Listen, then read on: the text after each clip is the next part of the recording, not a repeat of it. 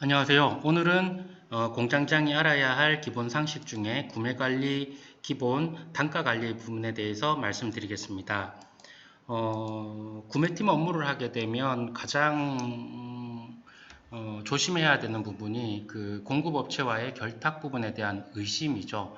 그래서 단가를 너무 높게 책정하면 그것도 의심을 받을 소지가 되는 거고, 또 단가가 그때그때 막 바뀌게 되면 이거는 도덕성에 문제가 있다라고 판단되어 질 수도 있기 때문에 구매 관리 업무는 정말 조심해서 업무를 진행을 해야 됩니다. 그래서 모든 것을 투명하게 업무를 하기 위해서는 보통은 월 단위로 이루어지게 되는데요. 첫 번째는 새로운 부자재나 원료가 발생이 됐을 때의 신규 단가 확정 품위를 통해서 대표이사 전결을 받을 필요가 있다. 그리고 기존 런닝하는 제품도 여러 가지 쇼티지라든지 시장 상황에 따라서 공급 물량의 감소 등으로 인해서 단가가 변동이 되는 경우가 생기겠죠. 그렇게 되면 단가 변동 품위를 통해서 반드시 단가에 대해서는 담당 임의로 결정하는 것이 아니라 대표이사까지 품위 결제를 통해서 도덕성을 확보하고 투명성을 확보할 필요가 있다라고 말씀드릴 수 있습니다. 그리고 만약에 단가가 변동이 된다고 한다면 반드시 그 업체에 공문을 받아서 문서화해서 업무를 진행할 필요가 있다. 공문 접수는 필수다. 이렇게 말씀드릴 수가 있게 되고요. 두 번째는 그 단가 책정 방법에 대해서 한번 알아보겠습니다. 단가 책정 방법. 단가 책정 방법에는 대표적으로 두 가지가 있는데요. 비교 사례법과 그 다음에 원가 평가법이 있습니다. 비교 사례법이라는 것은 말 그대로 동일한 사양에 예를 들어 뭐 물컵을 하나 선정하게 되죠. 그러면 그 물컵을 생산하는 업체는 여러 가지로 많을 겁니다. 그래서 적어도 한 3개, 4개 업체 정도 이런 동일한 사양의 단가를 얼마에 공급할 수 있느냐 하고 비교 평가하는 방법이죠. 그래서 비교 사례법은 뭐 간단합니다. 그리고 가장 일반적인 방법이죠. 사례법은 동일한 사양의 원부자재를 공급 가능한 업체에서 다수 견적을 통해 최하 단가를 선택하는 방법이다. 이렇게 말씀드릴 수 있고요. 뭐 전문적인 지식이 필요하다기보다는 뭐 언띠에서 공급 가능하다는 정보만 알고 있으면 어디든 누구든 가능한 원가 평가 방법이 되겠습니다. 그리고 두 번째는 원가 평가법인데요. 원가 평가법.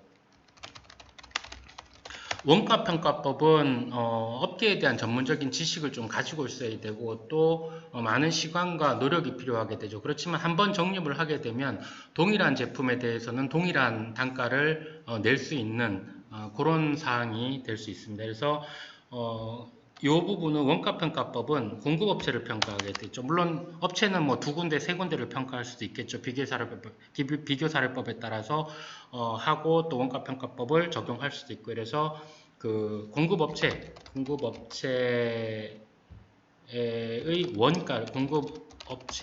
원가를 평가하는 방법으로 일반적으로 일반적으로는 뭐 공급업체에서 원가를 공개하지 않죠. 공개하지 않으므로 실사를 통해서 검증하는 방법입니다. 그래서 보통은 어떻게 이루어지냐면 대부분의 업체는 그 원료비, 원부자재비라 그러죠. 원부자재비 플러스 직접 인건비 플러스 간접 인건비 플러스 뭐 감가 삼각 그 다음에 뭐 제조 경비 그 다음 판관 경비 플러스 유틸리티 비용 뭐 이런 식으로 많이 원가 구조를 분석을 하죠. 그래서 실제로 이제 저희가 한번 플라스틱 용기에 대해서 한번 알아볼게요. 플라스틱 용기 같은 경우는 뭐 여러 가지 뭐 사출이라든지 뭐 압축 성형, 뭐 다이렉트 브로 뭐 여러 가지 생산 방식들이 있고요. 뭐 재질도 예를 들어 PE 폴리에틸렌, 그 다음 뭐 PP 폴리프로필렌 또는 뭐 ABS 아클레이트 부티에 부타디엔 스틸렌 뭐 이런 것들이 있고요. PS 폴리스틸렌, 뭐 ABS 뭐 폴리스틸렌, 그 다음 뭐 LLDPE 뭐 HDPE 뭐 이런 식으로 재질이 표현이 되는데요. 이런 거에 따라서 단가가 다 다르죠. 예를 들어 수지 압출 성형 공정, 플라스틱을 만드는 공정을 보면 대부분 칩을 녹여가지고 어떤 금형 틀에다가 내용물을 삽출 압출해서 틀을 안에서 고정이 되게 해서 만드는 방식을 많이 쓰게 되는데요. 뭐 이런 칩들은 가격이 뭐 1,000원대에서 비싸게는 뭐 고급 그레이드 같은 경우에는 한 2,000원대까지 키로당 단가가 넘어가는 경우가 있는데요. 그러면 한번 그 플라스틱 용기에 대해서 한번 아까 말씀드린 것처럼 한번 하나하나 알아보겠습니다. 첫 번째는 일단 키로당 원료 단가를 알아야 됩니다. 킬로그램당 원료 단가를 알아야 원료가를 알아야 하고요. 조사해야 되는 거죠. 업체에서 조사할 수도 있고 인터넷에서 찾을 수 있고요. 두 번째는 원료에 대한 로스율, 공정상 원료 로스율을 알아야 되고요. 세 번째는 직접 인건비죠. 직접 인건비를 알아야 되는데 요거는 어떻게 알 수 있냐면 투입, 인원, 생산 시간, 그 다음에 생산량을 확인하면 알 수 있게 되고요. 네 번째는 간접비 배분율. 업체마다 간접비 배분율이 좀 다르긴 한데요. 요거는 뭐 나중에 업체를 평가하면서 알 수도 있는 부분이고 공개를 해달라고 할 수도 있는 부분인데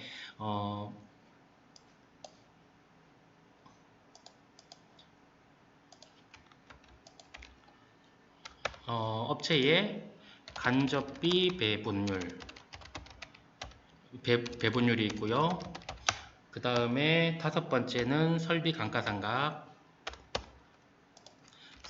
감가상각이 있을 수 있고요. 그 다음 여섯 번째는 제조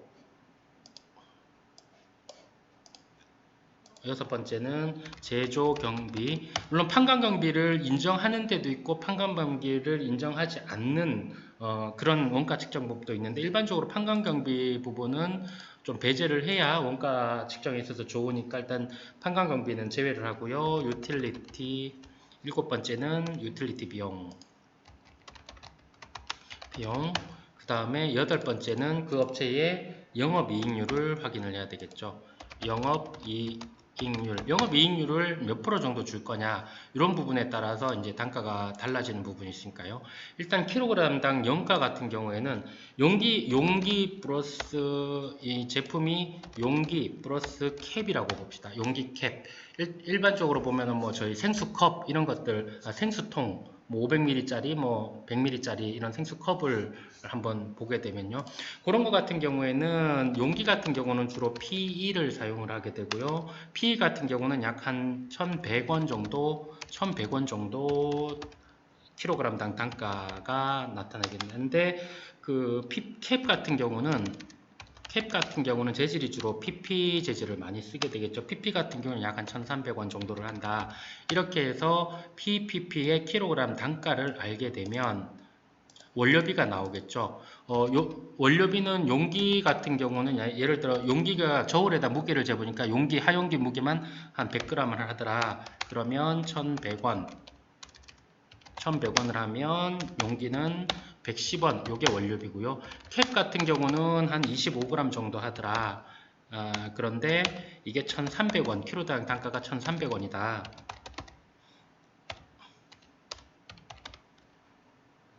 위에도 킬로그램당 1,300원이다 하면 단가는 약 한 32.5원 정도 32.5원 정도가 나오겠죠. 그래서 30.5원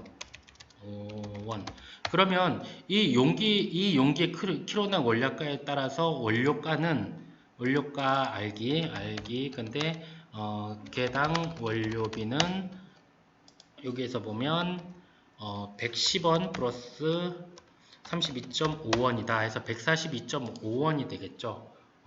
확인 사항 요거는 단가. 그래서 요거는 용기와 캡의 단가를 일단 산출을 하고, 그런데 보통 사출 같은 경우에는 그 금형에다가 수지를 쫙 삽입하다 보면 서로 가교되는 부분도 로스가 있고 또 공정 불량률도 조금 발생되고요. 그래서 그 회사마다 원료 로스율 또 용기의 크기에 따라서 원료 로스율이 달라진다. 그래서 원료 로스율은 한 저희가 15% 반영했다. 이거는 뭐 공정하고 품질마다 뭐 다 다르겠죠. 그 다음에 용기는 한 15% 발생이 된다. 캡은 원료 로스가 한 25% 정도 발생이 된다. 그러면 용기는 110원 곱하기 110원 곱하기 15% 하면 원료비 로스는 약 한 16.5원 정도 발생을 하고요. 캡 같은 경우는 32.5원에서 원료 로스가 약 25% 정도 나니까 단가는 약 한 8원 정도 나오나요? 8원. 그러면 요거는 반드시 로스비는 인정을 해줘야 되는 부분이고요. 그래서 원료 로스에 대한 단가는 16.5원 플러스 8원 하면 로스비가 한 24.5원 든다. 그리고 직접비에 대한 부분인데요. 직접비 부분은 요것도 뭐 업체에 찾아가서 직접 실사를 하거나 실제 문서를 받아서 평가하는 방법이 있는데, 대부분 실제 실사를 하는 경우가 조금 더 정확하겠죠. 그래서 요거 같은 경우는 예를 들어 용기를 만드는데 2명이 들어가고 10시간 뭐 근무를 하고 뭐 회사의 임률이 예를 들어 한 뭐 18,000원이다. 시간당 인건비를 임률이라고 얘기하죠. 요거는 전편에 그 임률 구하는 방법에 대해서 알 수 있고요. 회사마다 임률을 뭐 15,000원이다, 18,000원 이렇게 책정을 하게 되는 거고요. 그렇게 되면 나누기 생산 수량이 캡은 뭐 10,000개 정도 나온다. 이렇게 되겠죠. 요거를 조금 더 일반화하면 직접비는 투입 인원 곱하기 작업 시간 곱하기 임률 나누기 생산 수량 이렇게 구하죠. 용기 같은 경우는 만약에 이렇게 하면 직접비가 약 용기 같은 경우는 이렇게 보면 36원 정도 나오겠네요. 그 다음 캡 같은 경우는 2명이서 10시간 곱하기 18,000원 나누기 캡은 조금 크기가 작기 때문에 조금 더 많이 만들 수가 있겠죠. 보통 금형을 만들 때 금형 틀에다가 칩을 녹여서 주입할 때 하나씩 만들면 이건 1캐비티, 2개 만들면 2캐비티, 예를 들어 16개를 한꺼번에 만들게 되면 16캐비티 이런 용어를 쓰게 되는데요. 그거는 용기 하단이나 이런 데 보게 되면 번호가 1, 2, 3, 4, 5, 6 매겨져 있습니다. 만약에 16캐비티의 금형에 대해서 예를 들어 조금 한 100만 개 정도 찍게 되면 금형 노후화가 일어나겠죠. 금형 노후화가 일어나면 15번 캐비티에 있는 게 문제가 된다라는 거를 확실히 금방 알 수 있도록 캐비티 넘버를 용기 밑에 적게 됩니다. 해서 요거 같은 경우는 캡 같은 경우는 보통은 하루에 8시간 근무하면 한 2,500커트, 예를 들어 그 10캐비티 짜리를 2,500커트를 하게 되면 약 25,000개 정도, 시간당 한 2,500개 정도 나오게 되겠죠. 근데 하루에 보통 2,500컷을 진행을 하는데 2,500컷에 10캐비티다. 그러면 하루의 생산량은 25,000개다. 이렇게 나오는 거예요. 대부분 사출 설비들이 하루에 보면 한 2,500컷 정도 하는 것 같아요. 2,000컷에서 뭐 좀 크기가 크다 이러면은 좀 커트 수가 작을 수밖에 없고, 그래서 용어를 몇 캐비티에 몇 컷이다 이렇게 얘기하는 걸 상식 수준에서 알면 될 것 같고요. 예를 들어 2만 개 생산을 하면 직접비는 2만 개를 생산하면 한 18원 정도 나오겠네요. 이게 반이니까. 해서 직접비는 36원 플러스 18원. 여기에는 뭐 용기 인쇄라든지 후가공이라든지 이런 부분들은 용이하기 위해서 뺐지만, 만약에 후가공이나 이런 부분들은 거기에 따라서 다 직접 인건비나 생산량들이 다 나오겠죠. 그 부분을 여기에 반영을 해서 다 직접비를 투입을 해야 됩니다. 그만큼 현장 실사가 많이 필요한 부분이고요. 간접비 배분율이라는 거는 보통 그 회사가 한 직접비 대비 간접비, 현장에서 일하시는 인건비가 100만 원이라면 간접비는 보통 30%를 넘으면 회사가 좀 힘들다, 경쟁력이 없다라고 얘기를 하죠. 물론 유통사나 이런 데에서 보면 현장에서 직접 일하는 사람들보다는 사무실에서 일하는 사람들이 훨씬 많겠지만 전통적인 제조업 같은 경우는 간접비 배분율이 30%, 실제로 한 70% 정도 이렇게 넘어가게 되면 회사가 이익을 내기는 힘들다라고 얘기를 하죠. 이 간접비 배분율은 업체와 협의해서 결정을 하면 될 것 같고요. 예를 들어 간접비 배분율은 직접비 54원 곱하기 30% 이렇게 하게 되면 한 16.2원 정도 16.2원 정도 나오겠네요. 그래서 간접비 배분율은 16원 16.2원. 그 다음 설비 감가상각이 있는데요. 설비 감가상각이라는 것은 이 제품을 생산하기 위해서 설비를 얼마를 투자했고 이 설비를 회계상의 용어인데 얼마만큼 유지할 수 있느냐라는 것을 평가하는데요. 보통 설비 감가상각은 일반적으로 한 6년 정도 보는 게 일반적인데 회사에 따라서는 뭐 8년, 어떤 회사는 뭐 4년 이렇게 하기도 하는데 회계상으로는 일반적으로 한 6년 정도를 기준으로 해서 평가를 하게 된다. 그래서 한번 구하는 방식은 설비 가격이 10억이라고 봅시다. 그렇게 되면 그 용기의 감가상각은 감가상각은 어떻게 구하냐 하면 설비 비용 나누기 감가상각 기간 나누기 작업 일수 나누기 일수량 이렇게 되겠죠. 예를 들어 용기 같은 경우에 감가상각은 얼마냐 그러면 설비가 예를 들어 10억이라고 봅시다. 10억 나누기 6년 나누기 1년에 260일을 일한다 치고 그리고 용기 같은 경우는 1만 개를 생산을 했다 하면 설비 감가상각 비용이 얼마 정도 나냐면 한 64원 정도 나오게 됩니다.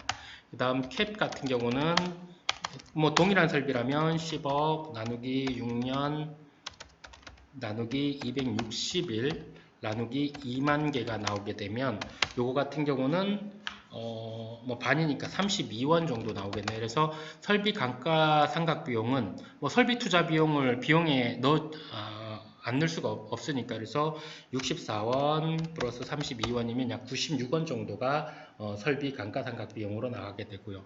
그 다음 제조 경비 같은 경우는 직접비에 약 한 일반적인 업체 같은 경우 직접비 한 50% 정도 인정을 합니다. 그래서 50% 정도 제조 경비를 인정을 하고요. 뭐 제조 경비에는 유틸리티 비용이라 뭐 여러 가지 뭐 제조하기 위한 소모품이라든지 뭐 기타 식대라든지 뭐 이런 모든 부분들이 다 들어가겠죠. 그래서 50%를 하게 되면 이 직접비 54원 곱하기 0.5 정도를 해주고요. 그 다음에 유틸리티 비용은 보통은 회사마다 다른데 좀 작은 데는 뭐 10% 인정하는 데도 있고 20% 인정하는 데도 있고 해서 유틸리티 비용은 여기에서는 회사 정책에 따라서 결정을 하겠죠. 30%를 인정하겠습니다. 그러면 유틸리티 비용도 직접비에 곱하기 0.3을 하면 요 비용이 되고요. 영업이익률은 보통 제조업 평균 영업이익률이 한 6% 정도 되는데요. 한 10% 정도 영업이익률을 인정을 한다. 그런데 영업이익률은 제조 원가 곱하기 10% 이렇게 주게 되죠. 그러면 여기에서 요거를 썸 해보면 100g짜리 용기의 제조 원가는 30 이게 제조원가죠. 총 제조원가 376원이 되고요. 영업이익률을 10% 반영하게 되면 영업이익률 10% 반영하면 이거 곱하기 0.1 하면 실제 구입 적정가는 요거 플러스 요거에서 약 한 414원 정도가 원가평가법에 의해서 나타난 금액이라고 알 수 있습니다. 1차적으로 단가관리법에 대해서 1차적으로 끝내고요. 바로 이어서 추가적으로 강의를 진행하도록 하겠습니다. 수고하셨습니다.